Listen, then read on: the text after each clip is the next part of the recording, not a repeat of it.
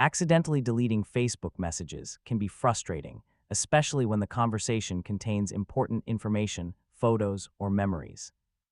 The good news is that in some situations, deleted or archived Facebook Messenger messages may still be recoverable using Facebook tools, backups, or connected devices. So in this full guide, I'll show you how to recover deleted Facebook messages step by step in America in 2026. Before trying recovery methods, it's important to understand that archived messages are hidden conversations, while permanently deleted messages may not always be recoverable. First, open the Messenger app or Facebook Messenger website and log into your account.